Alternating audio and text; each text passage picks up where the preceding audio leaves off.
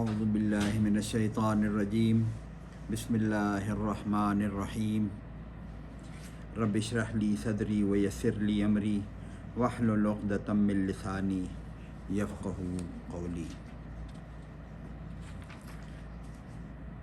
پچھلی دفعہ ہم نے یہ سورہ مائدہ شروع کر دی تھی، 3 آیتیں پڑھی تھیں تو رکوع پورا نہیں ہوا تھا۔ آج کی تلاوت ہم نے سماعت کی ہے الحمدللہ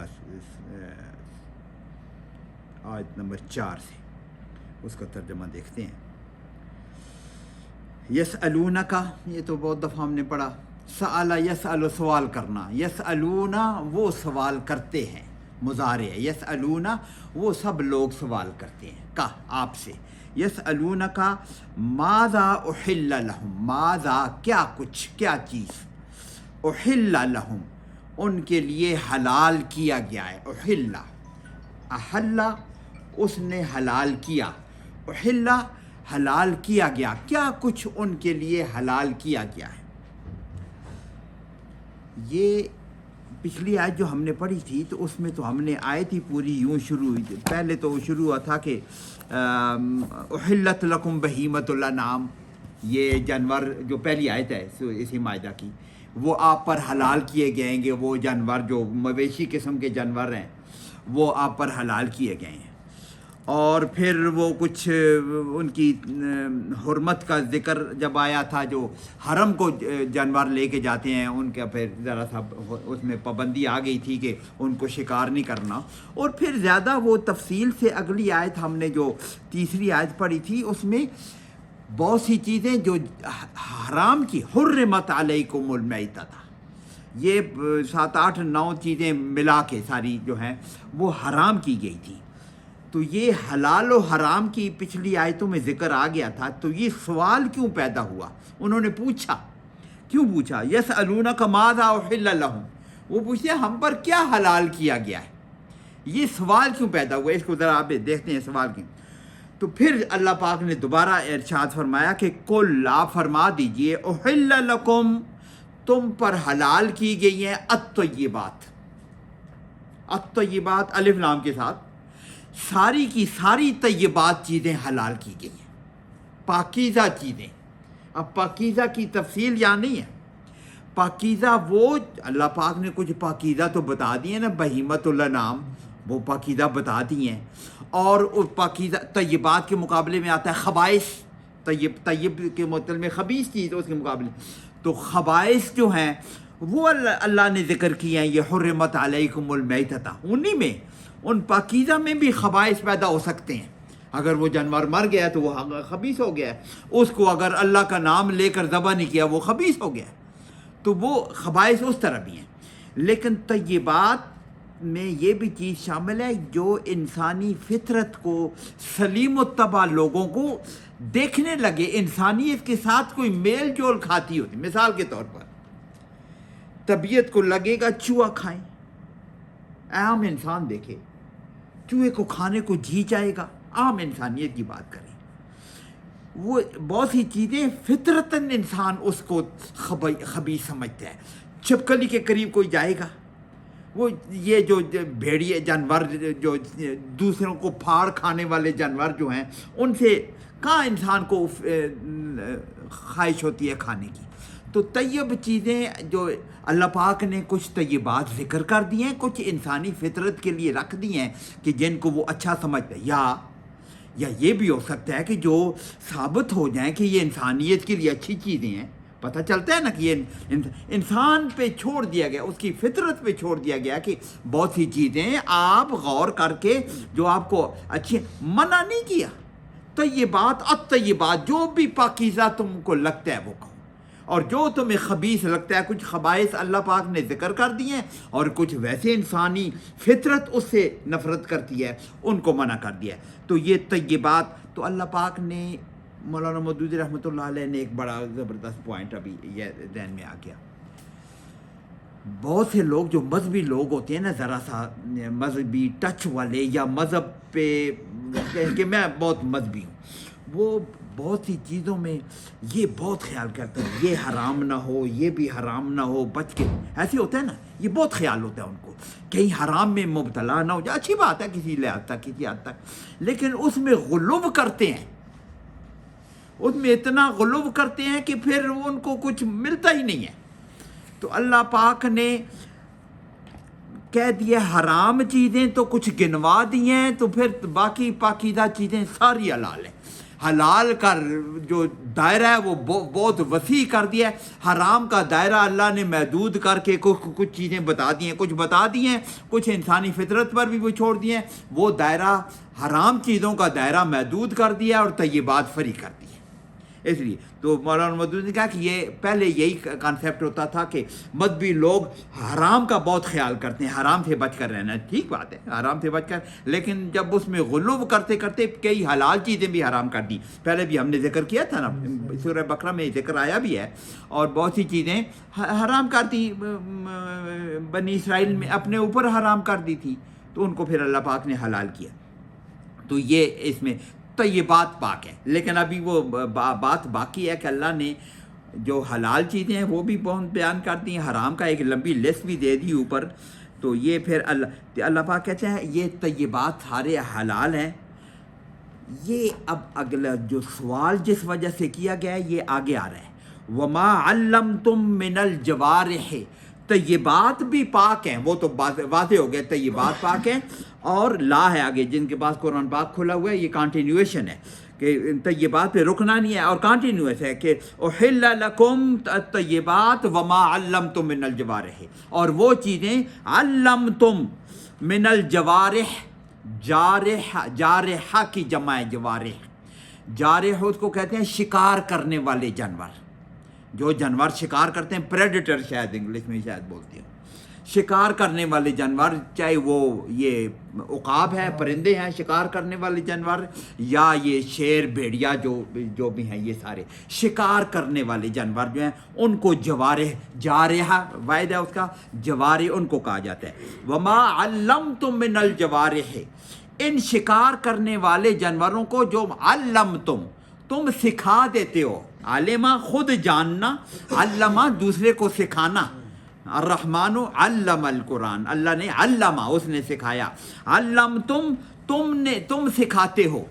وما علمتم، جو تم نے سکھایا ان جو پریڈیٹر، یہ شکار کرنے والے جانور. کتے کو سزا لیا ہم نے، عقاب کو سزا لیا شکار کرنے کے لیے، اور اگر کسی کی ہمت ہے شیر رکھا ہوا ہے، شیر کو بھی ٹریننگ دے لی کہ آپ کے لیے شکار کر کے لائے. کتے کو ٹریننگ تو بہت کامن ہے، کتے کو ٹریننگ دی.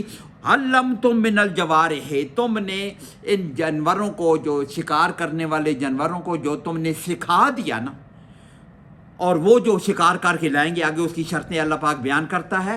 یہ ان کا ذکر ہے. یہ ذکر کیوں آیا؟ یہ پچھلی آیت میں جب ہم گن رہے تھے کہ آپ پر کیا حرام ہے، دم، لحم الخنزیر، منخنقہ، گلا گونٹنے والی، اوپر سے گرنے والی چیز، یا کہ چوٹ کھا کے مرنے والی چیز، اور جو کہ کسی اس پہ ذبح کی جائے. اور ایک ہے وما اکل السبع، جس کو کوئی اور جانور کھا جائے. جنگل میں جا رہے ہیں، کوئی، ہم نے پچھلی دفعہ پڑھا تھا، جنگل میں جا رہے ہیں، کوئی جانور نے، کسی جانور نے شکار کیا ہوا، کوئی ہرن پڑا، ہرن تو حلال ہے.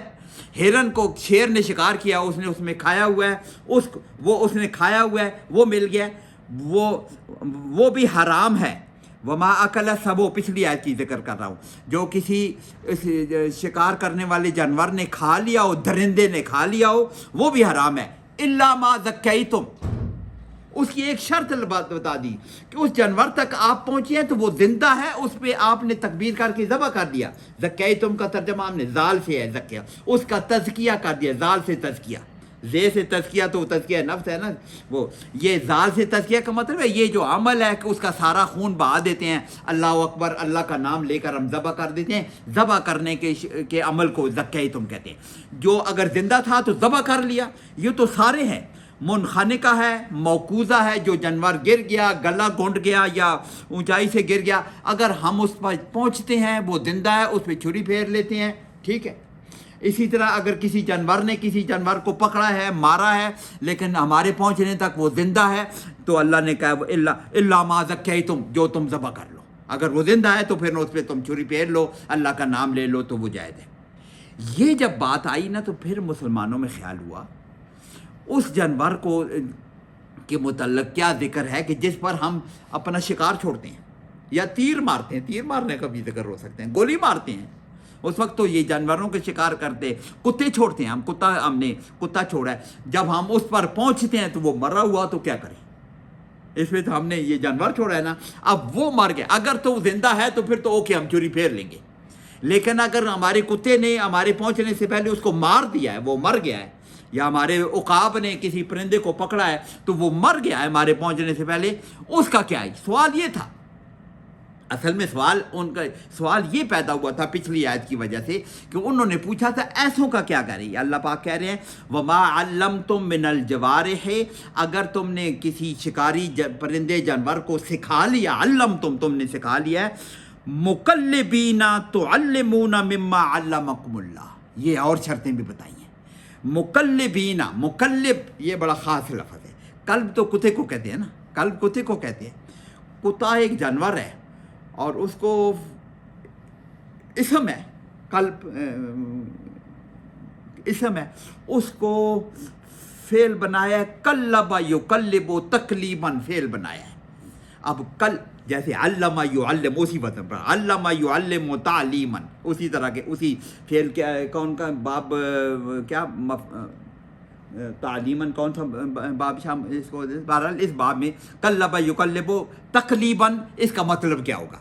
इसका मतलब वैसे तो लगता है ऐसे है कि कुत्ता बनाना है ना, किसी को सिखाना, अल्लमा युअल्लिमु सीखना, अल्लमा किसी को सिखाना, कल्लबा किसी को कुत्ता बनाना, ऐसे लगता है, ऐसे है ना, ऐसे लगता है। इसका क्या मतलब है? कुत्ता हमेशा से पता है इंसान का बड़ा दोस्त और जानवर है और काम आने वाला बात है, काम आने वाले जानवर है ना, वफादार भी है और काम आने वाला है। उसको मज़ीद इस काम में मज़ीद कुत्ता बनाओ, बहुत ट्रेन कर लो, यही मतलब होगा ना कुत्ता बनाना। तो इससे उन्होंने ये इस्तिलाह कल्लबा युकल्लिबु का मतलब होता है किसी भी जानवर को, कुत्ते को नहीं, कुत्ते को भी और किसी भी जानवर को आप ट्रेनिंग दे लेना, उसको कहते हैं कल्लबा युकल्लिबु। तो मुकल्लिबीन ट्रेनिंग देने वाले, उसको ये शिकार करना सिखाने वाले, उसको एक अमल सिखाया जाए और उसको फिर शिकार के लिए लाया जाए, इस सारे फेल को कल्लबा युकल्लिबु से कहते हैं। तो मुकल्लिबीन उनको सिखाना जाए और उनको शिकार पर छोड़ा जाए, ये काम जो है इसको कल्लबा युकल्लिब। तो मुकल्लिबीना, तुमने ये जानवर को सिखा के अपने शिकार पर छोड़ा है। तो अल्लिमूना मिम्मा अल्लमकुमुल्लाह, आगे अल्लाह पाक ने एक बहुत ही ऊंची बात कर दी, बड़ी ज़बरदस्त बात कर दी। तो अल्लिमूना, तुम सिखाते हो, हुन्ना उन जानवरों को, उन कुत्तों को, उन उकाब को, शेर को, किसी भी आप जिस जानवर को ट्रेनिंग दे रहे हो, तो अल्लिमूना तुम सिखाते हो उनको, मिम्मा अल्लमकुमुल्लाह, उसमें से जो अल्लाह ने तुम्हें सिखाया हुआ है।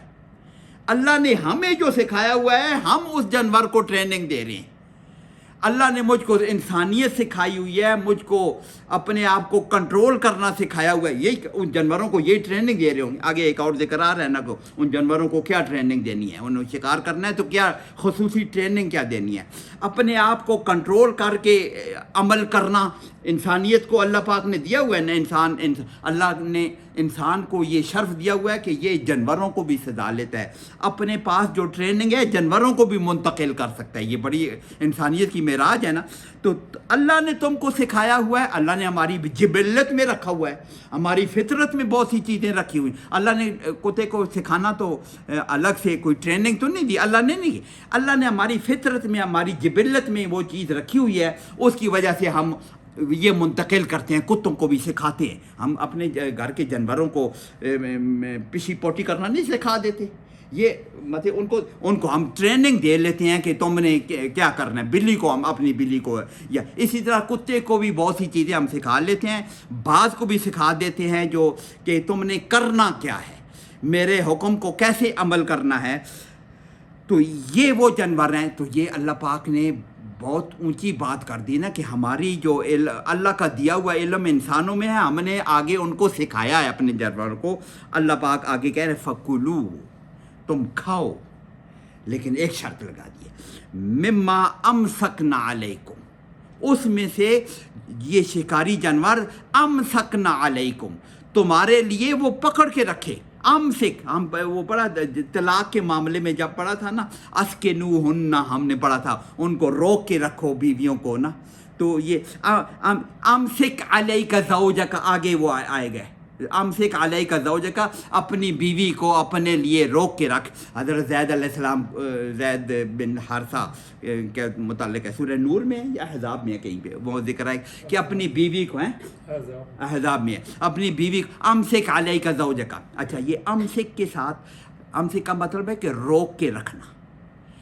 مما امسکنا جو وہ روک کے رکھیں علیکم تمہارے لیے. اچھا، یہ بھی قاعدہ ہے پریپوزیشن امسک کے ساتھ الا جب آتا ہے نا، الا آیا ہوا ہے نا، امسک الا جب آتا ہے اس کا مطلب ہے کہ خصوصی طور پر تمہارے لیے، علیکم امسکنا علیکم خصوصی طور پر تمہارے لیے روک کے رکھا ہے. کیا مطلب ہے؟ کتے نے کھایا نہیں ہے، عقاب نے کھایا نہیں ہے، اس نے اس کو پکڑا ہے، اس کو زخمی بھی کیا ہے، لیکن کھایا نہیں ہے، اس کو روک کے رکھا ہے. جو تمہارے لیے روک کے رکھیں اس کا مطلب ہے کہ اس کی ٹریننگ مکمل ہے، اس نے تمہارے لیے شکار کیا ہے. اگر اس نے کھا لیا ہے تو اس کا مطلب ہے کہ تم اپنے لیے شکار کیا ہے، وہ پھر تمہارے کنٹرول میں نہیں ہے، پھر وہ حرام ہے، وہ پھر وہی آ جاتا ہے وما اکل السبع، کیونکہ آپ نے اگر وہ مر گیا تو پھر وہ حرام ہے، وہ اگر وہ مر گیا تو پھر تو وہ حرام ہو جاتا ہے. لیکن اگر اس نے روک کے رکھا ہے، وہ مر بھی گیا ہے تو وہ حلال ہے. ایسے ہی ہے نا، شکار اسی کا تو ہوتا ہے. ہم کتا چھوڑتے ہیں، آگے ایک اور ذکر آ رہا ہے، اس کتے کو جب چھوڑا جاتا ہے تو اس پہ اللہ کا نام لیے گئے، وَاذْكُرُ اسْمَ اللَّهِ عَلَيْهِ، اس کتے کو، اس جانور کو، اس عقاب کو چھوڑنے پر وَاذْكُرُ اسْمَ اللَّهِ عَلَيْهِ، اس پر اللہ کا نام لے لیا کرو. گولی چلاتے ہوئے اللہ کا، اب تو تیر آ گیا نا، اب تو گولی بھی چلاتے ہیں نا، اس پہ اللہ کا نام لے لیا کرو کتے کو چھوڑتے ہوئے. ہم چھری جو استعمال کرتے ہیں کسی جانور کو مارنا اجازت نہیں ہے، یہ خصوصی طور پر اللہ پاک نے اس طریقے سے ذبح کر کے اس کی جان لینے کا ہمیں اجازت دی ہوئی ہے. اللہ نے خصوصی اجازت دی ہوئی ہے، ورنہ جانور کو مارنا، انسان کو مارنا، یہ اللہ پاک کی خصوصی اجازت کی وجہ سے ہم ان کی جان لیتے ہیں. اللہ نے طریقہ بتایا ہوا ہے، اس طریقے سے ہم ان کو ذبح کر کے کھاتے ہیں. اور جن کو یہ اللہ کی دی ہوئی نعمت کا نہیں پتہ، وہ پھر ہندو ہوتے ہیں، وہ پھر سبزیاں کھاتے ہیں. بات تو ان کی ٹھیک ہے، کسی جانور کی جان ہم کیوں لیں؟ دیکھو نا، ہم یہ ٹی وی پر ہم سیریز دیکھتے ہیں، کوئی جب شیر کسی ہرن پہ بھاگتا ہے تو اس کو چیر پھاڑ کرتا ہے، ہمارا دل کتنا دکھتا ہے نا. ٹھیک ہے نا، کہ ایک جان کو اس نے اپنے کھانے کے لیے ذبح کیا ہے، ہمارا دل دکھتا ہے نا. تو ہر جانور کے لیے دل دو، لیکن اللہ پاک نے اس طریقے سے نعمت دی ہوئی ہے کہ آپ کو، جیسے انسان کو قتل کرنا غلط بات ہے، لیکن جب ضرورت پڑی اللہ کے حکم سے ہم قتل کرتے ہیں، کسی کو پھانسی لگاتے ہیں، قاتل کو ہم قتل کرتے ہیں، تو یہ اللہ کی دی ہوئی نعمت ہے. اس کو تو اس پہ اللہ کا نام لے لیا جائے تو اس کو کھا لیا. فَكُلُوا مِمَّا أَمْسَكْنَا، یہ جو شرط کیا ہوئی کہ یہ ٹرین کیے ہوئے جانور ہوں اور اس پہ چھوڑا جائے تو وَاذْكُرُ اسْمَ اللَّهِ عَلَيْهِ، اس پہ اللہ کا نام لے لیا جائے، اور وہ پھر خود نہ کھائیں، وہ تمہارے لیے روک کے رکھیں، فَكُلُوا، پھر اس میں سے کھاؤ. وَاتَّقُوا اللَّهَ، اللہ سے ڈرو. یہ جو اللہ نے قوانین بنائے ہوئے ہیں ان کو نظر میں رکھ کر ہی سارا عمل کرو. اچھا، یہ وَاتَّقُوا اللَّهَ خصوصی طور پر اس لکھا ہے. عربوں میں یہ شکار کرنے کا رجحان، جو شکاری جانور ہے، ان کی معیشت اس کے ساتھ تھی. وہ غلہ بانی کرتے تھے، تجارت کرتے تھے اور شکار کرتے تھے. شکار کرنا ان کی معیشت کا حصہ تھا. تو اس لیے اللہ پاک نے اس لیے تو خصوصی طور پر سوال کیا. تو ہم تو شکار کرتے ہیں، اس طرح ہم جانور چھوڑتے ہیں، عقاب چھوڑتے ہیں، یا اپنا کتا چھوڑتے ہیں، یا کوئی اور ٹرین جانور چھوڑتے ہیں، وہ مار دے تو کیا کریں؟ اللہ پاک نے کہا اس کا مسلمانوں کے لیے طریقہ یہ ہے کہ اس پہ اللہ کا نام لے لو، پراپر ٹریننگ ہے، تمہارے لیے روک کے رکھا ہے. یہ سارے قوانین اللہ بنا دی، ان قوانین کے اندر ہے تو شکار جائز ہے. واتقوا اللہ، اللہ سے ڈر کے رہو. ایسے نہیں ہے کہ تم اپنی معیشت کو ٹھیک کرنے کے لیے اللہ کے احکامات کو بھول جاؤ. معاشی طور پر ان کو فائدہ ہوتا نا شکار کرنے کا ان کو جو. تو یہ واتقوا اللہ، اللہ سے ڈر کرو. ان اللہ سریع الحساب، اللہ بڑا جلدی حساب لینے والا. سری، یہ ہم نے پڑھا سورت اردو میں، حساب بڑا جلدی حساب لینے والا ہے، اس کا خیال کرنا. اس میں ایک اور ذرا سا ایک پوائنٹ پچھلی دفعہ میں نے کہا تھا، وَاذْكُرُ اسْمَ اللَّهِ عَلَيْهِ، اس پر اللہ کا نام لے لیا کرو. کس پر؟ ابھی تو ہم نے کہا کہ اس جانور پر جس کو چھوڑا جائے، جس کو شکار کے لیے ہم نے چھوڑا ہے اس پر چڑھا جائے زیادہ. لیکن علیہ، اس پر، کس پر؟ اس جانور پر. لیکن کچھ لوگوں نے اس کو یہ بھی کہا ہے کہ وذکر اسم اللہ علیہ، اس جانور کو چھوڑتے ہوئے جو ذکر کیا ہے. اگر تم اس جانور تک پہنچ گئے ہو، وہ زندہ ہے جیسے، تو اس پر اللہ کا جس جانور کو کتے نے پکڑا ہے اس پر آپ پہنچ گئے ہیں، وہ زندہ ہے، تو اس پہ اللہ کا نام لے لو. یہ بھی ہو سکتا ہے. یا یہ ہے کہ وہ مر گیا ہے تو اس کا جو گوشت اس کا آیا ہے اس پر اللہ کا نام لے کے کھا لو. تینوں جگہ ہو سکتے ہیں، تینوں ہیں. لیکن باقی اگلی دو مناسب نہیں ہے. مناسب اس لیے نہیں ہے کہ وہ جو کسی بھی جانور پر، کتے کا نہیں ہے، وہ کہیں کوئی بھی جانور تڑپ رہا ہو، زندہ ہو، ہم چھری پھیر کے کھا سکتے ہیں. پیچھے ذکر ہو گیا وما اکل الذبح الا ما ذکیتم، اللہ نے بتا دیا کہ ایسے جانور کو ذبح کر کے کھا سکتے ہو. ریپیٹ کرنے کی، یا خصوصی طور پر ریپیٹ کرنے کی ضرورت نہیں تھی. یہاں بھی اللہ نے پہلے بتا دیا ایسے جانور کو ذبح کر کے کھا سکتے ہو، اللہ کا نام لے سکتے ہو. اور یہ گوشت گھر لا کے اس پر بسم اللہ پڑھ کے کھا لینا، وہ تو سارے چیزوں پر ہم بسم اللہ پڑھ کے ہی کھاتے ہیں، اس لیے خصوصی طور پر اس کے لیے ذکر. یہ وذکر اسم اللہ علیہ موسٹ پرابیبلی اس جانور کو چھوڑنے کے وقت یا بسم اللہ پڑھی جائے گی اس جانور کو. تو یہ ضمیر علیہ کی ضمیر جو ہے اس کتے کی، جب اس کو چھوڑا جائے، اس جانور کو، عقاب کو چھوڑا جائے. اچھا، اس کی ٹریننگ میں یہ بھی حصہ ہے کہ آپ نے اس کو چھوڑا ہے اور اگر آپ واپس بلائیں تو وہ واپس آ جائے، ایسا ٹرینڈ ہو. عقاب آپ نے چھوڑا ہے، اگر آپ نے اپنی سیٹی بجائی ہے اس کو واپس کرنی ہے، وہ واپس آنا چاہیے. اگر اتنا ٹرینڈ نہیں ہے تو پھر اس کا شکار کیا ہوا آپ نہیں کھائیں گے، آپ کی ٹریننگ میں نہیں ہے. تو اگر یا اس نے کھا لیا تو پھر سیدھی سی بات ہے آپ کی وجہ سے اس نے شکار نہیں کیا، اپنے لیے کیا. اگر مر گیا تو وہ نہیں کھا سکتے. زندہ ہے تو پھر تو وہ پیچھے الا ما ذکیتم پیچھے آ گیا. اگر زندہ ہے تو پھر تو آپ ذبح کر سکتے ہیں اس کو. تو یہ خصوصی طور پر یہ سوال اس لیے ہوا تھا کہ پچھلی آیت میں اس کا سوال پیدا ہو گیا تھا کہ ان جانوروں کا ہم کیا کریں، تو اس کے اللہ پاک نے یہ طریقہ بتا دیا. الیوم احل لکم الطیبات، پہلے بھی آ گیا ہے.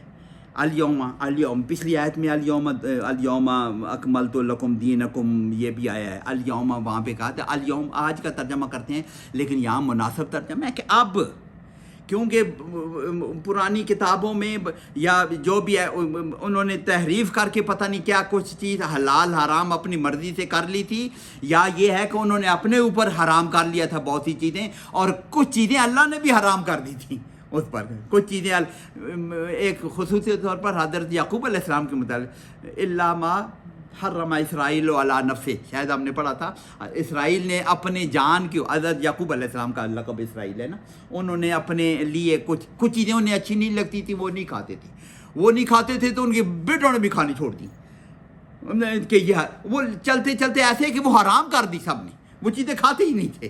حالانکہ ان کی ذاتی پسند نہیں تھی حضرت اسرائیل کو، حضرت یعقوب علیہ السلام کو، تو وہ بنی اسرائیل نے اپنے اوپر حرام کر دی، حالانکہ وہ اوریجنلی حالات طیبات میں تھی.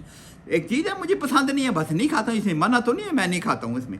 تو یہ الیوم احل، اچھا الیوم کا یہ مطلب کہ اب یہ قرآن نازل ہو چکا ہے، اسی دن کا کہہ لو جس دن آیت نازل ہوئی ہے، یا جب یہ صورت نازل ہو رہی ہے، اب یہ زمانہ ایسا چل چکا ہے. یہ پیچھے الیوم خصوصی طور پر نہیں کہ اب تو مسلمانوں کی حالت یہ آ گئی ہے. خصوصی طور پر الیوم کا ترجمہ یہ کرنا چاہتا ہوں، اب صرف دن کی بات نہیں کہ حالات اس زمان، اب جو زمانہ آ گیا ہے نا، الیوم کا یہ مطلب اب جو زمانہ آ گیا ہے، اب وہ ساری چیزیں تو یہ بات ساری حلال ہو گئی ہیں. تم نے اپنے اوپر حرام کر لی یا غلطی سے تم پہ چلا آ گیا اپنے کر، وہ ساری چیزیں حلال ہو گئی ہیں، وہ ساری طیبات حلال ہیں. یہ دوبارہ ذکر کیوں کیا؟ آگے اللہ پاک فرما رہے ہیں وَطَعَامُ الَّذِينَ أُوتُوا الْكِتَابَ حِلٌّ لَكُمْ. اب واضح ہو گئی ہیں یہ طیبات، واضح ہو کر خبائث سے الگ ہو کر بیان ہو گئی ہیں. اور جو اوت الکتاب، یہ کتاب یعنی اہل کتاب، یہ یہود اور نصارہ دونوں ان کو ہم کہتے ہیں نا، ان کی جو کھانے ہیں وہ تمہارے لیے حلال ہے. وَطَعَامُ الَّذِينَ أُوتُوا الْكِتَابَ حِلٌّ لَكُمْ، وہ تمہارے لیے حلال ہے. اب یہ کون سا کھانا حلال ہے؟ ٹافی تو میرے خیال میں ہندو سے لے کر بھی کھا سکتا ہوں، ہے نا، پانی بھی ہندو سے لے کر پی سکتا ہوں. کسی سے بھی، اہل کتاب کے علاوہ بھی مشرکین سے بھی پانی لے کر پی سکتے ہیں، ان کی جو کھانے کی چیزیں بیچ رہے ہیں وہ ہم لے کر لے سکتے ہیں، یا دال انہوں نے پکائی ہوئی ہے تو میں وہ کھا سکتا ہوں، وہ حرام تو نہیں ہے۔ یہ خصوصی طور پر ذکر اس لیے آیا کہ ان کا ذبیحہ حلال ہے، خصوصی طور، کیونکہ کھانا تو غیر مسلم کا ادروائز طیبات میں سے ہو تو حلال ہے، ادروائز مجھ پر حرام نہ ہو، یہ مطلب کہ کوئی سور نہ کھلایا جا رہا ہو، یا میتا نہ کھلایا جا رہا ہو، یا جو کوئی ایسی چیز نہ کھلائی جائے اور ہمارے مذہب نے اس کو حرام کیا، ادروائز تو وہ چیز کوئی بھی مذہب کا بندہ دے، ہندو دے، مشرک دے، یا اہل کتاب میں سے دے، وہ تو حلال ہے، مشرکین سے ہم چیز لے کر کھا سکتے ہیں اگر ادروائز حرام نہیں ہے۔ یہ خصوصی طور پر ذکر اس لیے ذکر کیا جائے کہ ان کا ذبیحہ حلال ہے، اس لیے کہ انہیں بھی حکم تھا کتاب میں کہ اللہ کا نام لے کر ذبح کرو۔ اگر یہ بات ہے کہ اگر اللہ کا نام لے کر ذبح کرنے کا عمل وہ کرتے ہیں تو پھر ہمارے لیے کوئی حرج نہیں ہے ان کی چیز کھانا، وہ کھا سکتے ہیں۔ وطعامکم حل لہم، تمہارے بھی کھانے ان کے لیے حلال، وطعامکم تمہارے کھانے حل لہم ان کے لیے حلال ہے۔ اچھا، یہ ذکر یہاں پہ اس لیے بھی کیا ہے کہ آپ ان کے دسترخوان پہ بیٹھ کے کھا سکتے ہیں اگر طیبات ہیں ساری چیزیں، تو کیونکہ طیبات واضح ہو گئے ہیں، ان کے دسترخوان پر اگر خنزیر کا گوشت ہے وہ تو حرام ہے، پھر اس میں شامل نہیں ہو سکتے۔ اگر طیبات ہیں، طیبات تو اللہ پاک نے بیان، اگر طیبات ان کی طرف سے آتے ہیں تو وہ تو حلال ہیں، اور ان کا ذبیحہ بھی طیبات میں سے، اگر انہوں نے، آپ کو پتہ ہے کہ اللہ کا نام لے کر، آپ کو پتہ ہوگا نا کہ اب تو چونکہ وہ بھی ماڈرن ہو گئے ہیں، وہ بھی اللہ کا نام لے گی، وہ بھی جھٹکے سے ذبح کرنے والے لگ گئے ہیں، وہ مشینوں سے ذبح کرنے، ادروائز تو ان کے بھی مذہب میں اللہ کا نام لے کر ذبح، اگر یہ بات ہے تو وہ ذبیحہ اور اہل کتاب کا ذبیحہ حلال ہے، وہ حلال ہے، اس لیے خصوصی ہے۔ وطعامکم حل لہم، تمہارے کھانے بھی ان کے لیے حلال ہے۔ یہ کیوں ذکر کیا؟ یہود تو مان نہیں رہے حضور صلی اللہ علیہ وسلم کو، یہود ہے نا، خصوصی طور پر یہود ہیں، باقی عیسائی، یہود تو مان نہیں رہے، عیسائی بھی نہیں مان رہے، وہ تو مان نہیں رہے، تو انہیں کیا لگے کہ ہمارے کھانے ان کے لیے حلال ہیں، یہ حکم کیوں ہے؟ وہ مانے نہ مانے، حکم تو اللہ نے دینا تھا نا، ان کی کتابوں میں ذکر کیا ہوا ہے نا کہ تمہارے پاس ایک نبی آئے گا، ایک کتاب جس کے لیے وہ انتظار میں تھے، ان کا خیال تھا کہ ہم میں سے آئے گا، بنی اسرائیل میں وہ بنی اسماعیل سے آ گیا، اس دشمنی میں ان کے مخالف ہو گئے، ورنہ تو یعرفونہ کما یعرفون ابناءہم، انہیں پتہ تھا کہ یہ نبی وہی ہے، انہیں نبی وہی ہے، اور ان کی کتابوں میں لکھا ہوا تھا وہ نبی آئے گا اور تمہارے لیے بہت ہی جو تم نے حرام، وہ حلال و حرام کا وہ فیصلہ کرے گا۔ ہماری آگے آئے نا، الذین یتبعون النبی الامی الذی یجدونہ مکتوبا عندہم، کہ وہ لوگ جو اس نبی کی پیروی کرتے ہیں امی کی، یجدونہ مکتوبا فی التوراۃ والانجیل، عندہم فی التوراۃ والانجیل، ان کو لکھا ہوا اپنی تورات و انجیل میں پاتے ہیں، اس پہ ایمان لاتے ہیں۔ وہ آگے سورہ اعراف میں ہے، یہ پتہ نہیں آگے ہی ہے، الذین یتبعون الرسول الامی الذی یجدونہ مکتوبا عندہم فی التوراۃ والانجیل یامرونہم بالمعروف وینہاہم عن المنکر ویحل لہم الطیبات ویحرم علیہم الخبائث۔ یہ اس آیت میں ہے کہ وہ نبی آئے گا، ان کی کتابوں میں ہے، اور یہ وہ نبی ہے کہ جو ان پر حلال کو بہت ہی حلال طیبات کو حلال کرتا ہے اور خبائث کو حرام کرتا ہے، یہ وہی نبی ہے۔ تو یہ مانے نہ مانے، اللہ نے تو اپنا حکم پورا کرنا ہے، ان کی کتابوں میں بھی لکھا ہے وہ نبی آئے گا اور یہ کام کرے گا، تو اس لیے اللہ کہے کہ وہ اللہ پاک نے اپنا سورج نکال دیا ہے، وہ آنکھیں بند کر لیں، ان کی مرضی ہے۔ وطعامکم حل لہم، وہ ان کے جو چیزیں حرام کی ہوئی تھیں اللہ پاک نے ان پر حلال کر دی ہیں، جو بہت سی چیزیں انہوں نے حلال کی ہوئی تھیں اللہ پاک نے حرام، وطعامکم حل لہم، یہ چیز حلال کر دی، تو ان کا کھانا، ان کا ذبیحہ حلال ہے۔ آگے ایک اور چیز آ گئی، والمحصنات من المؤمنات، آیت کیا ہے؟ حل لکم الطیبات، اور پھر ان کے طعام ان کے بھی، اور اب یہ کھانے بھی، والمحصنات من المؤمنات، حلال کی گئی ہیں پاکیزہ عورتیں، مومن عورتیں، پاکیزہ مومن عورتیں، یہ حلال کی، یہ تو مسلمانوں کے لیے پاکیزہ مومن عورتیں حلال ہیں۔ یہاں پہ اللہ پاک نے ذکر کیا، کیوں ذکر کیا ہے کہ آگے پھر اگلا ذکر پھر آ رہا ہے۔ والمحصنات من المؤمنات، مومن پاکیزہ عورتیں، محسنات کا ترجمہ، والمحسنات، وہ سورہ 5واں پارہ جہاں شروع ہوا تھا اس میں 2 دفعہ ذکر آیا تھا، 2-3 دفعہ ذکر آیا تھا محسنات کا۔ محسنات کا ترجمہ 2 ہے، یا تو پاک باز عورتوں کو محسنات کہا جاتا ہے. یہ خصوصی طور پر کنیزوں کے مقابلے میں جو شرفاء عورتیں ہیں نا ان کو محسنات کہا جاتا ہے. کنیزوں کے مقابلے وہاں پہ ہم نے پڑھا تھا جو شرفاء عورتیں ہیں ان کو محسنات کہا جاتا ہے. یا پھر محسنات کہا جاتا ہے کہ احسان کس کو کہتے ہیں؟ قلعہ بنا لینا، گھیر لینا، حفاظت میں لے لینا. وہاں پہ ہم نے اس کو حفاظت میں لے لینا. جو نکاح کی حفاظت میں آ جاتی ہیں ان کو بھی محسنات کہتی ہیں. تو یہاں پہ بھی نکاح کی حفاظت میں آئی عورتیں نہیں مراد، یہاں پاک باز عورتیں مراد ہیں. کہ والمحسنات من المؤمنات، مومنات میں سے محسنات تمہارے لیے پاک باز عورتیں، اچھی عورتیں تمہارے لیے پاکیزہ ہیں. والمحسنات من الذین اوتوا الکتاب من قبلکم، اور وہ عورتیں بھی جو اہل کتاب میں سے ہیں محسنات، پاک باز عورتیں ہیں، نیک پارسا عورتیں ہیں، گندے کام سے بچنے والی عورتیں ہیں. ان کا ترجمہ کیا کریں؟ محسنات کا ہم ترجمہ یہ کریں گے نا، وہ بچنے والی ٹھیک شرفاء عورتیں ہیں، وہ بھی تمہارے لیے حلال کی گئی ہیں. اب حلال کی گئی ہیں، جب یہ حلال کا ذکر آیا نا تو پیچھے ذکر آ رہا تھا پرندوں کا اور جانوروں کا، اور ذکر آ رہا تھا.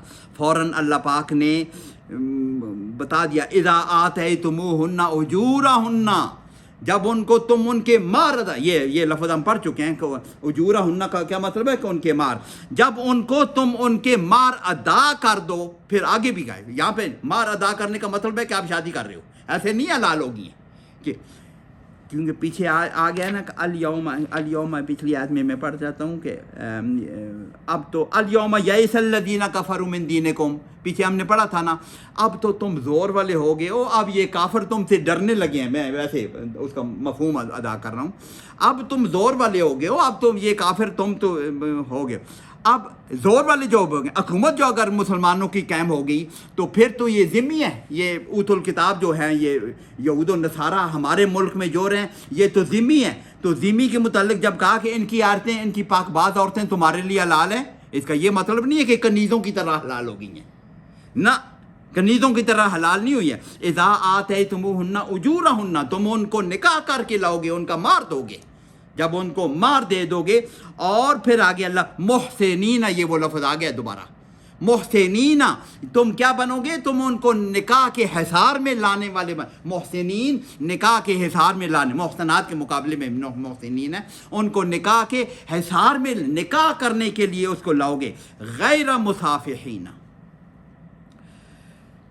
مصافحین کہتے ہیں بہانے والے.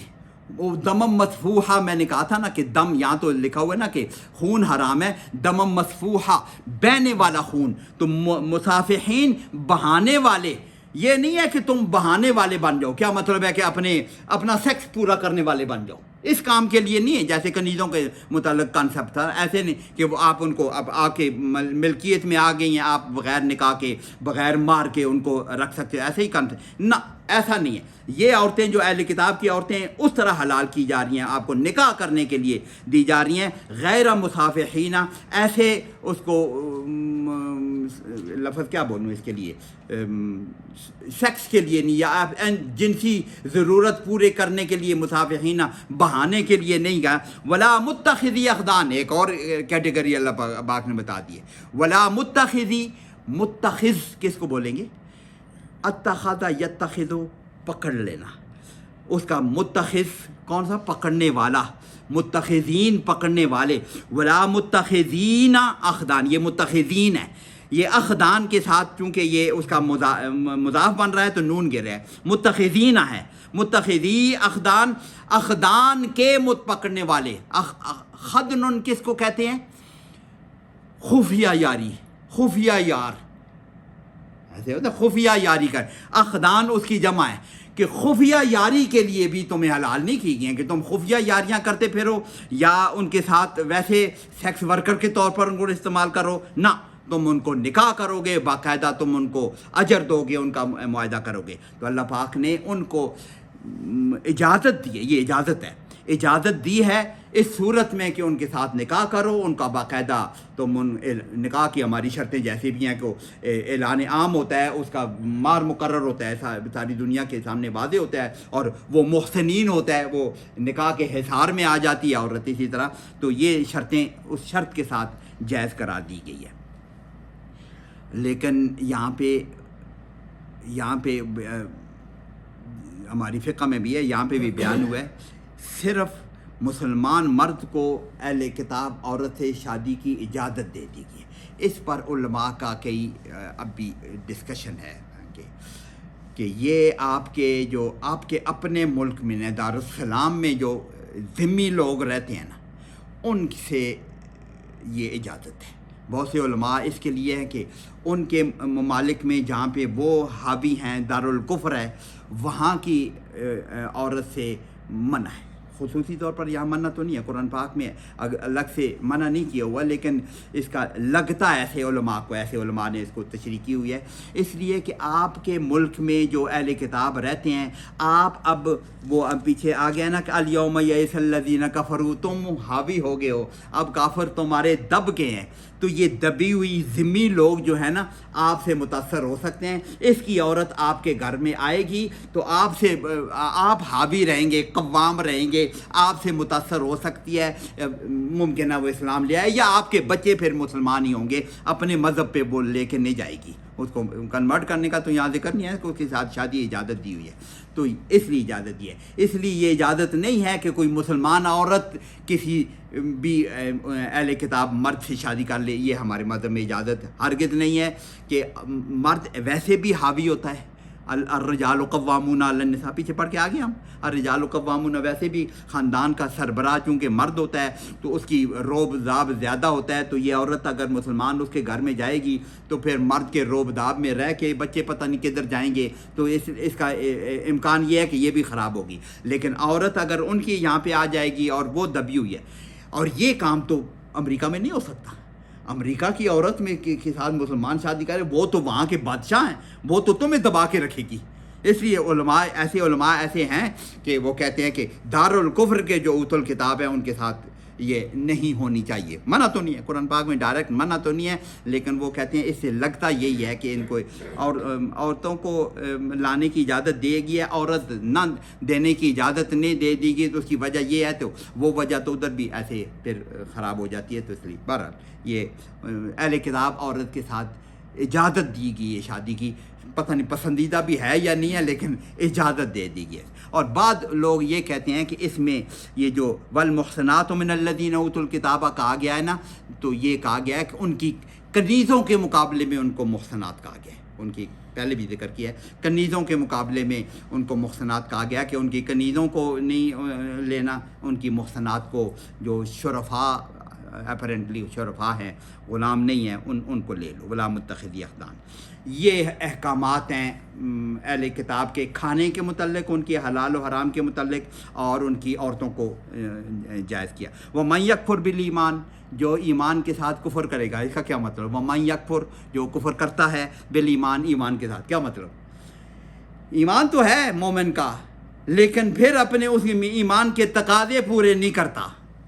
یہ اوپر جو تقاضے آئے ہیں, یا باقی دین کے جو تقاضے ہیں, ایمان کے تقاضے ہیں, ان کو پورے نہیں کرتا, فقد حبط عملہ, یہ اس کے سارے عمل اکارت چلے جائیں گے. یعنی ایمان لا کے بھی ایمان کے تقاضوں کو پہ پورا نہ اترے. جو احکامات اللہ پاک نے یہ جو پیچھے دے دیے ہیں, یہ والے احکامات, یا ویسے بھی جنرلی ایمان کے ساتھ جو ہمارے اوپر جاری آگے بھی ذکر آ رہا ہے اگلے رکوع میں بھی, جو ان پہ عمل نہیں کر, فقد حبط عملہ. تو اس میں سورہ بقرہ میں ایک ہے نا کہ نؤمن ببعض ونکفر ببعض, کہ کچھ ہم مانتے ہیں کچھ نہیں مانتے. یہ اس قسم کی بات ہو جاتی ہے نا کہ کچھ مانے اور کچھ نہ مانے, تو یہ تو وہی بات ہو جاتی ہے, نؤمن ببعض ونکفر ببعض. تو جو یہ کام کرے گا فقد حبط عملہ, اس کے سارے اعمال ضائع ہو جائیں گے. وہ نمازیں پڑھ رہا ہوگا, وہ ضائع ہو جائیں گے. ایمان کے سارے تقاضے پورے کرنے ہیں. وَهُوَ فِي الْآخِرَةِ مِنَ الْخَاسِرِينَ, اور پھر آخرت میں وہ سخت خسارہ, نقصان اٹھانے والوں میں ہو جائے گا. جو ٹائم ہے اگلی آیت تو پڑھ ہی سکتے ہیں. یا ایھا الذین آمنوا, اے ایمان والو, یہ تھوڑا سا ہم نے پہلے بھی پڑھی تھی اس کا. اذا قمتم الی الصلاۃ, جب تم قمتم, یا ایھا الذین اذا قمتم, قام یقوم سے قام, قمتم تم کھڑے ہو, قمتم قام وہ کھڑا ہوا, قمتم تم کھڑے ہو, الی الصلاۃ نماز کی طرف ترجمہ کریں اگر تو, نماز کی طرف کھڑے ہو جاؤ. تو کیا مطلب ہے؟ लिस्सलात अगर होता तो फिर तो नमाज के लिए खड़े हो जाओ, ऐसे होगा ना, नमाज के लिए। इलस्सलात, जब तुम तैयारी करने लगो नमाज की, इरादा करने लगो इसका काम, इलाज अब कहेंगे ना कि किसी अमल की तरफ जब खड़ा होने का मतलब है वो काम करने का इरादा करो। इलस्सलात फ़ग़सिलू वुजूहकुम, फिर वुज़ू है, अगर वुज़ू नहीं है फ़ग़सिलू वुजूहकुम, अपने चेहरों को धो लो, ये पहले पढ़ा हुआ है, फ़ग़सिलू गुस्ल दे लो, वुजूहकुम अपने चेहरों को, व ऐदियकुम और अपने हाथों को, इलल मराफ़िक़ कूनियों तक, व ऐदियकुम इलल मराफ़िक़ कूनियों तक धो लो, कूनियों तक नहीं, अब तर्जमा करूँगा, कूनियों समेत धो लो। इसका तर्जमा ये होगा, ये इसका इलाज, जब कहते हैं कि इलाज किसी चीज़ से लेकर किसी चीज़ तक, तर्जमा इला का यही मतलब होता है, एबटबाद से लेकर हवेलियाँ तक, ये तक का ये मतलब होता है इला। इला अगर किसी चीज़ के मुतल्लिक़ आ रहा हो तो वो उसी जिन्स से हो तो वो उसमें उसको इला को कहेंगे, उस समेत शामिल करके होगी। अगर वो अलग कोई चीज़ है, जिनसे अलग है, यहाँ अलग चीज़ है, एक अलग चीज़ है, यहाँ से यहाँ तक पहुँचाना है, अलग में कंटिन्यूएशन नहीं है, या उसकी जिन्स अलग है, फिर उसके शुरू तक होगी। वरना अगर उसी जिन्स से है या कंटिन्यूएशन में है तो उसको शामिल करके होगी। तो इसका तर्जमा इलल मराफ़िक़ का तर्जमा करेंगे, ऐदियकुम इलल मराफ़िक़, अपने हाथों को कूनियों समेत दो, चेहरों को धो लो और अपने हाथों को कूनियों समेत धो लो। वमसहू बिरुऊसिकुम, और वमसहू मसा कर लो, बिरुऊसिकुम अपने सरों का, अनाफ तो कहते हैं चौथाई सर का, लेकिन यहाँ तो फिर चौथाई सर का जिक्र नहीं है, यहाँ तो पूरे सर का ही जिक्र है।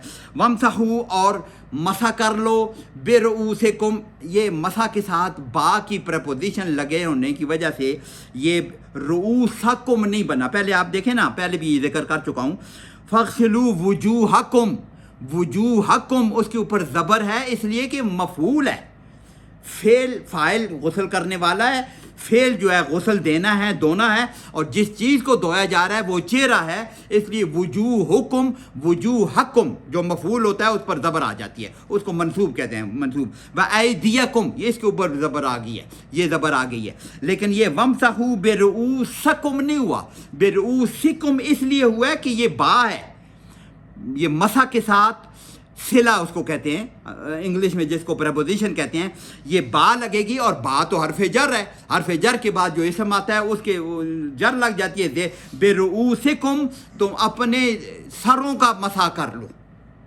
ये इंपॉर्टेंट क्यों है, इसको दोहराना के लिए अगला जो लफ्ज़ आ रहा है वह अर्जुलकुम, ये अर्जुलकुम जब उस ऊपर ज़बर आ गई तो इसका मतलब है मसा के साथ मुतल्लक नहीं है, वरना बा का अमल इस पर होता अर्जुलिकुम होता, ये अर्जुलिकुम होता ना, अगर बा का असर होता फमसहू बिरुऊसिकुम व अर्जुलिकुम, फिर हम तर्जमा करते कि अपने सरों का मसा कर लो, अपने पाँव का मसा कर लो।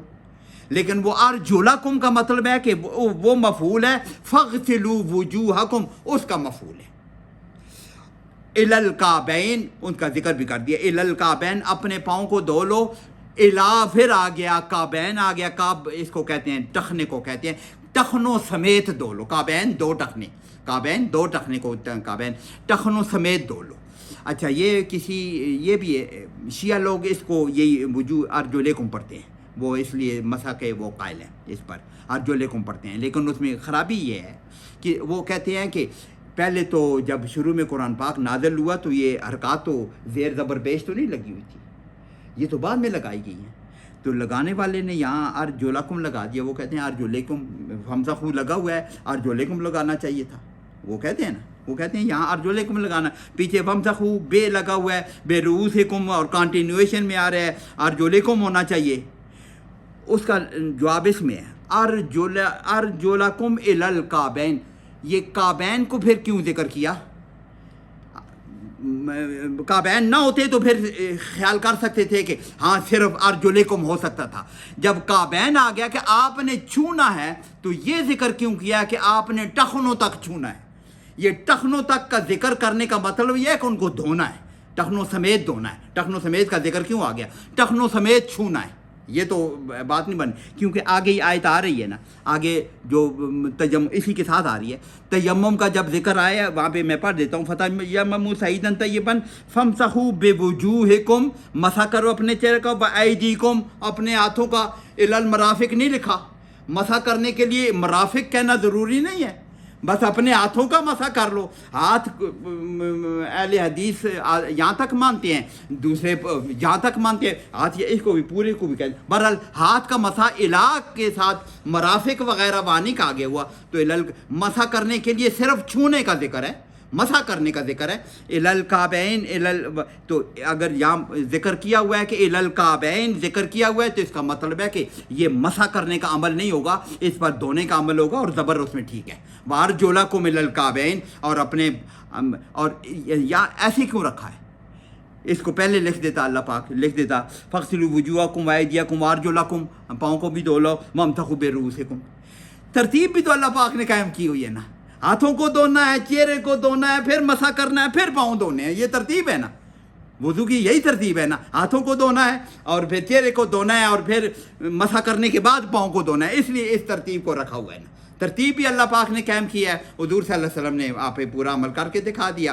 چہرہ دھونے کے ساتھ حضور صلی اللہ علیہ وسلم نے کلی اور ناک میں پانی ڈالنا، سر کے مسح کے ساتھ کان کا مسح، یہ جو پھر تفصیل تو حضور صلی اللہ علیہ وسلم کا عمل ہے نا، وہ تو ہمارے وہ بتائیں گے، احکامات یوں آ گئے۔ تو یہ وضو کا طریقہ ہے جی۔ وَإِن كُنتُمْ جُنُبًا فَطَّهِّرُوا، یہ پہلے بھی ہم نے یہ ذکر کیا تھا، یہ غسل والی وضو والی آیت پہلے بھی آئی ہوئی، یہ تیمم والی آیت ہے، خصوصی طور پر یہ تیمم والی آیت ہے۔ وَإِن كُنتُمْ جُنُبًا، جنبی اس کو کہتے ہیں جو جس کو مادہ منویہ خارج ہوا ہو، بیوی کے ساتھ ہم بستری کی ہو یا احتلام ہوا ہو، اس کو جنبی کہتے ہیں۔ وہ اس کو جنبی اس لیے کہتے ہیں کہ پہلو کے ساتھ کہنا، جنبہ کہتے ہیں نا، جنبہ کر گیا، وہ ساتھ پہلو کے ساتھ ہو گیا۔ اجنبی بھی اسی سے نکلا ہوا ہے نا، اجنبی کہ وہ آپ کے سے ہٹ گیا ہے۔ تو اگر یہ تم نماز سے ہٹے ہوئے ہو، جنوبن ہو نا، تو پاکیزگی سے ہٹے ہوئے ہو، جنوبن اس لیے پاکیزگی سے ہٹے ہوئے۔ بہرحال جنبی ہمیں پتہ ہے، اردو میں بھی استعمال کرتے ہیں کہ فطہروا، پھر غسل نہیں ہے، فطہروا، طہرا، نہ طہرا نہیں ہے، اتہرا، الف تے تو اتطہرا، یہ اس کا یہ ہے باب، کیا ہے یہ کون سا ہے، یہ باب بنے گا مجھے یاد نہیں، فطہروا میں ابھی یاد آ جاتا ہے، فطہروا، طہارت حاصل کر لو، پورے پاک ہو جاؤ، اس کا مطلب ہے کہ تم غسل کر لو۔ فطہروا، اتہرا، یتہروا، آج کا کیا بنتا ہے، نہیں یاد آیا ڈاکٹر؟ خوب ستھرے ہو، خوب ستھرے ہو، ترجمہ تو اس کا یہ ہے، اس کا جس باب میں ڈالا ہوا ہے نا، اس میں اصل میں تے ہے، یہ تو کے اوپر جو شد لگی ہوئی ہے نا، اس میں سے ایک تیر باب تفا، باب تفاہل ہے، یہ تطہر بنتا ہے، تطہر اس کا جو روٹ بنتا ہے تطہر بنتا ہے، تطہرا یتطہر، تطہرا یتطہرو سے جب فعل امر بنائیں گے، یہ فعل امر ہے نا، فطہروا، تو کیا کریں گے، علامت مضارع تطہروا ہے نا، تطہرو یتطہرو، یا ہٹائیں گے تو تے اور تا دو رہ گئے ہیں، ایک یہ پہلے بھی کہا ہے کہ توئے آ جائے تو یہ تے والی جو باب والی تے ہے، یہ بھی اسی لفظ میں کنورٹ ہو جائے، یہ بھی دو تا ہو جاتے ہیں، پھر پڑھنا مشکل ہو جاتا ہے تو یہ الف لگ جاتا ہے، یہ ذرا عربی کا قاعدہ تھا، اس لیے میں ذرا سا رکاؤں۔ تو یہ باب تفاہل سے ہے، باب تفاہل سے تطہر اس سے بنتا ہے۔ فطہروا، تم پاکیزہ، خوب پاک ہو جاؤ، اس کا مطلب ہے کہ غسل کر لو گے، اس میں غسل کرو گے۔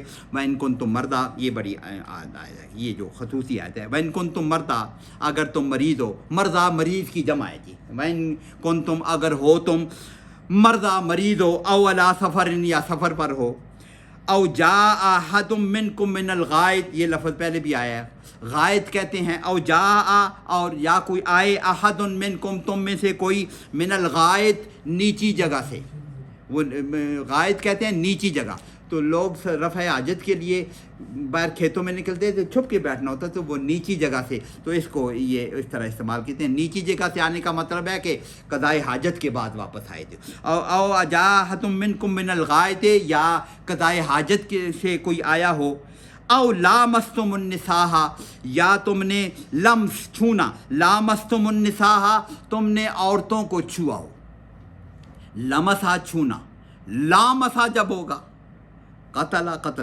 قاتل جب ہوگا تو دونوں طرف سے ہوگا۔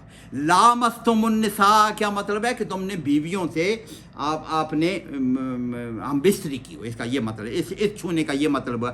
لامستم تو جب کہیں گے کہ دونوں طرف سے چھونا برار ہوگا، اس کا مطلب ہے کہ جب ہم بستری، لامستم النساء جب بیویوں سے ہم بستری کی ہوگی، فلم تجدو ماء پانی نہ ملے، فلم تجدو وجد یجدو تجدونا تم نہیں پاتے ہو، لم جب لگے گا نون گر گیا، ولم تجدو تم نہیں پاتے ہو، ماء پانی نہیں پاتا، فتیمموا تو بس تم تیمم کر لو۔ یہ بھی باب تفاعل سے ہے، یہ بھی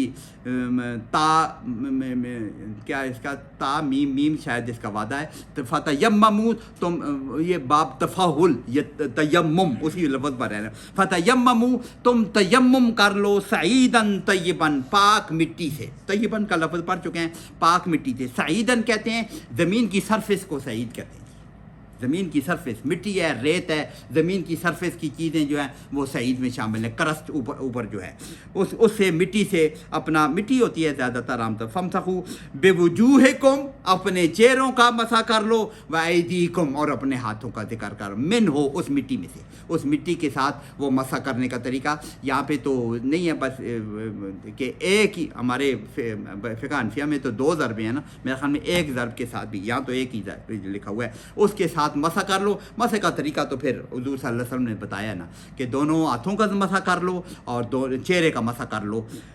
اور حدیث میں نے پڑھی تھی، الفاظ یاد نہیں ہے کہ حضور صلی اللہ علیہ وسلم نے مٹی پہ ہاتھ مارے، ان کو پھونک سے اڑایا شاید، حدیث میں ذکر ہے کہ ان کو پھونک مار کے مٹی اڑائی، زیادہ والی مٹی ہوتا ہے، اس کو جھاڑنا بھی جائز ہے، اور پھونک مار کے اڑنا، پورے چہرے پہ پھیر لو اور ہاتھوں پہ پھیر لو۔ اہل حدیث حضرات میرے خیال میں یہاں تک کف تک ہی کرتے ہیں، لیکن حنفی حضرات پورے یہاں تک ہاتھ مانتے ہیں۔ بہرحال یہ، اور آگے اللہ پاک ما یرید اللہ لیجعل علیکم من حرج، ما یرید اللہ، اللہ ارادہ نہیں کرتا، اللہ یہ نہیں چاہتا کہ لیجعل تاکہ کرے، لام یہ لام تعلیل ہے، لیجعل علیکم من حرج کہ تمہیں کوئی تکلیف دے، کوئی حرج دے۔ یہ کام جو اللہ پاک بتا رہا ہے یہ اس لیے نہیں ہے کہ تمہیں کوئی حرج ہو، ولکن یطہرکم، یہ اس لیے کرتا ہے کہ تمہیں پاکیزگی حاصل ہو، لیطہرکم، طہر یطہر، یہ دوسرا باب تفعیل ہے، اس کا جو مادہ آئے گا تطہیر ہو، طہر یطہر تطہیر، یہ اس میں سے ہے۔ اور وہ جو پڑھ رہا تھا وہ ہے تطہر یا تطہر، تطہر، وہ تطہر یہ تطہیر میں سے ہے، لیطہرکم تاکہ تمہیں تطہیر پاکیزگی ملے، تاکہ تم پاک ہو، ولیتم نعمتہ، اور تاکہ یہ لام کو یاد رکھیں، ولیتم، لام کی وجہ سے یتمو نہیں ہے، یتمہ ہے، لیطہرہ ہے لام کی وجہ سے، وہ پہلے بھی ذکر کیا ہوا ہے، مضارع کے ساتھ جب یہ لام تعلیل لگتا ہے یا تو اس کا منصوب ہو جاتا ہے، زبر لگ جاتی ہے پیش کی جگہ، لیطہرکم نہیں ہے، طاہرکم بن جاتا ہے، لیطہرکم ولیتم، یہ بھی میم زبر، تاکہ پوری کرے، اتما یتمو، یہ پہلے بھی ذکر کیا، تا میم تما پورا ہونا، اتما جب کہیں گے تو اس کا پورا کرنا، اتما کا مضارع بن جاتا ہے یتم، اتما یتمو، یتمو، یہ یتمو، تاکہ وہ مکمل کرے، پورا کر دے، نعمتہ اپنی نعمتوں کو، علیکم تم کے اوپر، لعلکم تشکرون تاکہ تم شکر کرو، تاکہ تم شکر گزار بنو۔ اچھا یہ ذرا سا اس کو یہ کر لیں کہ یہ کیوں کہا کہ ما یرید اللہ لیجعل علیکم، یہ اللہ یہ نہیں چاہتا کہ تمہیں کوئی حرج ہو، کوئی تکلیف ہو، بلکہ تمہیں پاکیزگی دینا چاہتا ہے۔ اس کی دونوں باتیں ہو سکتی ہیں۔ آج کل وضو کرنے کے لیے اٹھنا بڑا مشکل لگتا ہے نا، تو یہ اس میں بھی بات ہے کہ یہ جو تمہیں بتایا جا رہا ہے کہ نماز کے لیے جب جاؤ پانی سے وضو کر لو، تکلیف تو ہوتی ہے، یہ اس کو تکلیف دینے کے لیے نہیں ہے، پاکیزہ کرنے کے لیے یہ بات ہے۔ یا یہ غسل کرنے کی بات جو کر رہے ہیں، یہ فتحروا تم غسل کر لو، یہ بھی مشکل۔ آگے جو دوسرے ذکر ہے کہ فلم تجدوا نہیں، یہ مٹی سے کرنے والا، بعض لوگوں کو مٹی سے بھی حرج لگتا ہو شاید کہ یہ میں اپنے چہرے پہ مٹی مل رہا ہوں، اس کو بھی حرج لگتا ہو، اس کو بھی آپ سمجھیں کہ اللہ پاک یہ دیکھیں نا، مجھے وضو کرنا ہے، یہ جب مسلمان ہے وضو نہ ہو، آپ خود دیکھ لینا، جب آپ کا وضو نہ ہو تو آپ تکلیف میں ہوتے ہیں کہ یار یہ ابھی میں ناپاک ہوں، یا جنبی ہو مثال کے طور پر پانی مل رہا، وہ کتنی تکلیف میں ہوتا ہے، جس کو پتہ ہو کہ یہ بڑی گندی کیفیت ہے۔ جن کو یہ نہیں پتہ، جو ان کے لیے کوئی مسئلہ نہیں ہے جنبی ہو جانا یا یہ کام کر لینا، کوئی حرج نہیں ہے۔ ہمیں تو حرج ہے نا، ہماری تو ذہن میں بس گیا کہ یہ گندگی ہے، اس سے دور رہنا، اور اس سے ہمیں وہ نہیں مل رہا، ہمیں پانی میں نہیں مل رہا، تو تکلیف میں ہے نا، تکلیف میں، اور اس پہ اللہ پاک نے یہ مٹی لگائی ہے، تو اس نے یہ اللہ پاک نے نعمت دی ہے۔ یہ جو مٹی سے تمہیں یہ کرنے کو، پہلے تو یہ کرنے کا حکم کیوں دیا ہے؟ تاکہ لیطہرکم، تاکہ تمہیں یہ احساس ہو، اللہ نے غسل والا طریقہ بھی اللہ نے بتایا ہوا ہے، تو یہ بھی اللہ نے بتایا ہوا ہے۔ ہم جنبی ہونے کی وجہ سے جو گندگی کی حالت ہے، یہ بھی ہمارے دین نے سکھائی ہوئی ہے، ورنہ کیا ہے، جیسے کیا گندگی اس میں بات ہے، ادروائز تو ہمارے دین نے بتائی ہوئی ہے، تم بڑی گندگی کی حالت میں مسجد میں بھی نہیں، پہلے ہم نے وہاں پہ مسجد کا ذکر آیا تھا شاید، وہاں پہ کہ مسجد میں سے کیسے الا عابری سبیل، شاید وہاں پہ ذکر آیا تھا۔ بہرحال تو نماز کے نہیں، یا قرآن کو نہیں چھو سکتے، یا یہ نہیں کر سکتے، تو جب یہ پاک کرنے کے لیے اللہ پاک نے یہ طریقہ بتایا ہوا ہے۔ پانی سے تمہیں دوری ہو رہی ہے یا مٹی سے تمہیں کرنا پڑ رہا ہے، تو تمہیں تکلیف دینے کے لیے یہ بات نہیں ہو رہی ہے، تمہیں پاک کرنے کے لیے۔ یہ جو مٹی والا عمل اللہ پاک نے بتا دیا ہے، یہ تو اللہ پاک کی طرف سے بہت بڑی نعمت ہے، اس لیے اللہ کہا ہے یہ تمہیں پاک بھی کر رہا ہے اور نعمت بھی کر رہا ہے کہ تمہیں پانی نہیں مل رہا، مریض ہو، وضو کرنا ہے، پانی مجھے تکلیف دے رہا ہے نا، پانی، میں پانی کو ٹچ کرتے مجھے تکلیف ہے، تو اللہ پاک نے دے دیا کہ تیمم کر لو، کتنی بڑی نعمت دے دی ہے۔ سفر میں ہے، سفر میں پانی کی کمی ہے، پانی مل نہیں رہا، یا پانی اویلیبل ہے، اس کی پھر فقہ کی بہت سے مسائل ہیں کہ پانی اویلیبل ہے، لیکن اگر اس کو میں نے غسل کے لیے استعمال کر لیا، وضو کے لیے استعمال کے لیے، پینے کے لالے پڑ جائیں گے، پینے کے لائے، تو اللہ پاک نے دے دیا مت پیو بھائی، اس پانی کو سنبھال کے رکھو، پینے کے لیے تیمم کر لو، اللہ پاک نے سہولت دی ہوئی ہے نا۔ اور کوئی گندگی کی حالت ہے تو اس میں، تو یہ اللہ پاک نے نعمت دی ہے۔ اس لیے حضرت عائشہ صدیقہ رضی اللہ تعالیٰ، یا کوئی اور ہماری امہات المومنین میں سے ہے، کسی اور سفر پر ان کی وجہ وہ ہوگا کہ یہ تیمم کی آیت ہماری وجہ سے نازل ہوئی ہے، تو یہ بڑا احسان ہے، بڑے خوش ہوتی تھی کہ ہماری وجہ سے کتنی بڑی سہولت مل گئی ہے مسلمانوں کو، اس قسم کا کوئی ہمارے واقعات میں بھی ہے، تو اللہ پاک نے یہ نعمت دی ہوئی ہے اس میں۔ تو ذرا صفی کی مسائل کے ساتھ یہ بھی ہے کہ پانی بالکل نہ ہو، پانی اویلیبل ہے سارا، لیکن میں مریض ہوں، میں وضو نہیں کر سکتا، تو اجازت ہے۔ یا پانی سفر میں ہے، سفر میں پانی اویلیبل ہے، لیکن خطرہ ہے کہ پینے کے لیے کم پڑ جائے گا، ہمارا سفر ہے، تو بالکل اجازت ہے، تیمم کیا جا سکتا ہے۔ اخذم منکم، چاہے وہ تیمم وضو کے لیے ہو یا اس کے لیے مباشرت کے لیے ہو، لامستم النساء بھی ہو، پانی نہ ملے تو اس میں بھی، دونوں کے لیے یہی ایک ہی تیمم جائز ہے، اس کے لیے دونوں وضو کے لیے۔ تو یہ اللہ پاک کی بہت بڑی نعمت ہے، لعلکم تشکرون، تاکہ تم شکر کرو، اللہ پاک کی بہت بڑی نعمت ہے۔ اور پھر اللہ پاک نے اگلی آیت میں ہم انشاءاللہ اگلی دفعہ پڑھیں گے، وَاذْكُرُوا نعمت اللہ، یہ تم اللہ کی نعمت کو یہ بھی یاد رکھو، اور آگے پھر اللہ پاک نے اور نعمتیں ذکر کی ہوئی ہیں، انشاءاللہ اگلی دفعہ یہ اگلی آیت پڑھیں گے۔ تو کیا ہم آیت نمبر 7 سے اگلی دفعہ شروع کریں گے انشاءاللہ۔ اللہ پاک ہمیں سمجھ عمل کی توفیق عطا فرمائے۔ اصلی بات یہ ہے کہ ہم ترجمہ پڑھتے ہیں، اصلی بات یہ ہے کہ دعا کرنی چاہیے، اللہ پاک ہمیں اس کو سمجھنے کی کوشش تو ہم کر رہے ہیں، عمل کی توفیق اللہ پاک جو بھی ہم سیکھیں، اللہ پاک ہمیں عمل کی توفیق عطا فرمائے۔ جزاک اللہ۔